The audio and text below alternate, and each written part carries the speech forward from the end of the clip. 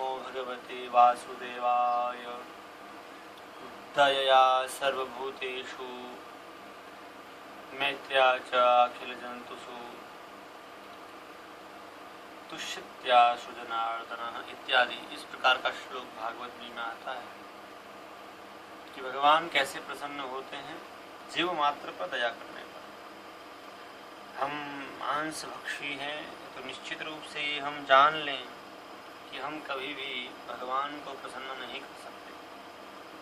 उस अखिल आत्मा परमात्मा को, सर्वभूतात्मा परमात्मा को प्रसन्न करने का यही सर्वोत्तम मार्ग है कि हम मांस का त्याग करें। हम चाहे कितनी ही पूजा पाठ करें, वो हमारा पूजा पाठ नहीं लगता जब तक हम मांस का त्याग नहीं करते। अब आप कहेंगे कि भैया ऐसा कहाँ लिखा है? पंडित जी बताओ, महाराज जी बताइए कहाँ लिखा है ऐसा। देखिए, हम आपको महाभारत के अनुशासन पर्व का एक दिव्य श्लोक बता रहे हैं जिसमें बृहस्पति स्वयं कह रहे हैं। महाभारत को सभी प्रमाण मानते हैं क्योंकि ये पंचम वेद माना जाता है। बृहस्पति जी का मत है ददाति अजते चापि तपस्वी च भवत्यपि मधुमांसं निवृत्त्येव प्राह चैवं बृहस्पतिः। बृहस्पति जी कहते हैं, अब आप बोलेंगे कि हमको संस्कृत तो आती नहीं, आप तो मनगढ़ंत अर्थ कर देंगे, तो आप संस्कृत पढ़ लो। ददाति मतलब देना, यजते यजन करना मतलब हवन करना, यजन यज्ञ के अर्थ में होता है, और तपस्वी तपस्याएं करता है। तो यहाँ लिखा है कि मधुमांसम निवृत्त्येव, जब तक कोई मांस भक्षण करता है तब तक उसका किया हुआ दान, उसकी की हुई सभी पूजाएं व्यर्थ हो जाती है, नष्ट हो जाती है, उनको फल नहीं मिलता। तो अब इस प्रत्यक्ष बिल्कुल सामान्य से श्लोक हैं, इनको आप समझिए। प्रमाण के रूप में यहाँ 7 ऋषियों का भी एक श्लोक दिया गया। अमांस भक्षणम राजन प्रशंसन्ति मनीषिणः। 7 ऋषि कहते हैं कि मांस भक्षण को किसी ने भी उत्तम नहीं माना है।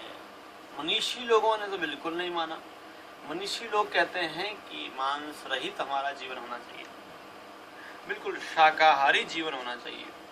यदि हम शाकाहार का पालन करते हैं तो निश्चित रूप से ऋषियों के हम प्रशंसा के भाजन बनते हैं।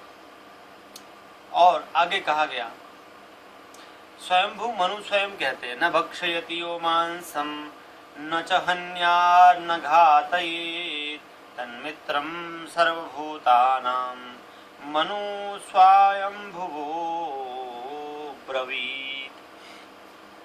इस श्लोक में महाभारत के अनुशासन पर्व के 115वें अध्याय के 10वें श्लोक में, 115वां अध्याय अनुशासन पर्व का महाभारत का, और उसका 10वां श्लोक है। इसमें हमारे महापुरुष ऋषि कह रहे हैं, कौन कह रहे हैं? स्वयंभू मनु, अपने विचार प्रकट करते हुए। स्वयंभू मनु मतलब सर्वप्रथम जो मनु महाराज हुए, जिन्होंने मनु स्मृति लिखी है, वो मनु महाराज कहते हैं कि जो मांस के लिए पशुओं को मारता है, तो कहा गया कि उस पर भगवान प्रसन्न नहीं होते। तन्मित्रम सर्वभूतानाम, और जो मांस का त्याग कर देता है, जीवों को नहीं मारता है, न भक्षयति वो मांसम न घातयेत् न हन्यात्, न मारता है न किसी के द्वारा मरवाता है। जैसे कई लोग होते हैं, वो बोलते हैं भाई हमने तो बकरी दे दी, अब वो जो मर्जी करे। अब भाई देखो, यदि वो आपको पता है कि वो ले जा करके काटेगा तो वो आपका उसका पाप तो मिलेगा। पता है आपको कि वो ले जा रहा है, और किसके लिए ले जा रहा है? काटने के लिए, मांस के लिए। तो ये बहुत बड़ा पाप है।